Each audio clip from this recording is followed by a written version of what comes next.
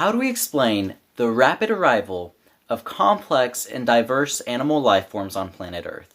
In one of our previous videos, we saw organisms like Opibinium, Rella splendens, Hallucigenia sparsa, and more arriving rapidly on the scene. They're some of the first animal life forms we find in the fossil record.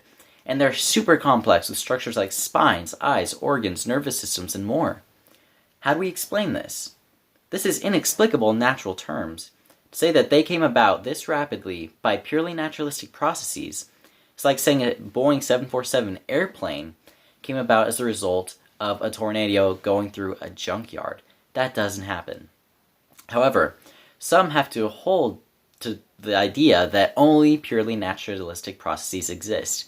Therefore, they must explain it. It's like taking a multiple choice quiz but assuming there's only one answer. No matter how counterintuitive it seems, you're always going to select that one answer. Well, it's the same. Now, if one's going to hold to this, they have to do two things. First, say, yes, contrary to the available evidence, simple ancestors, common ancestors, did exist. And here's why we don't find them in the fossil record. In other words, they're excuses. These are called artifact theories, and here are four. First, some say these ancestors did exist, were fossilized, but due to tectonic movement at the time, these fossils were displaced into the sea, which is why we don't find them below the layer of fossils we do have. However, after about a century of drilling in the sea, we still have not uncovered any of these ancestral fossils, leaving most to abandon this theory entirely. Second, some say that these ancestors were too small to be fossilized. But size isn't an issue. We even have fossilized algae.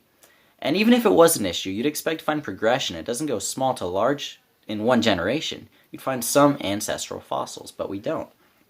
Third, some say these ancestors were too soft to be fossilized. But once again, we have fossilized algae, so that doesn't seem to be an issue. Further, it actually turns out that 95% of our fossilized organisms from the Cambrian period actually are soft-bodied or at least thin skeletons, so softness, not an issue.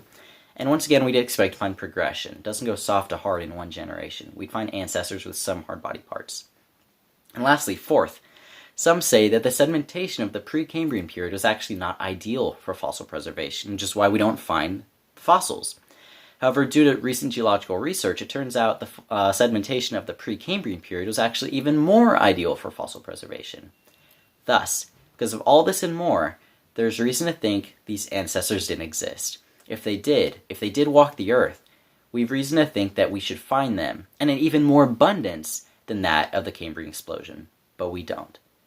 So how do we explain the rapid arrival of complex and diverse life? No ancestors. This is generation 1. Where did it come from?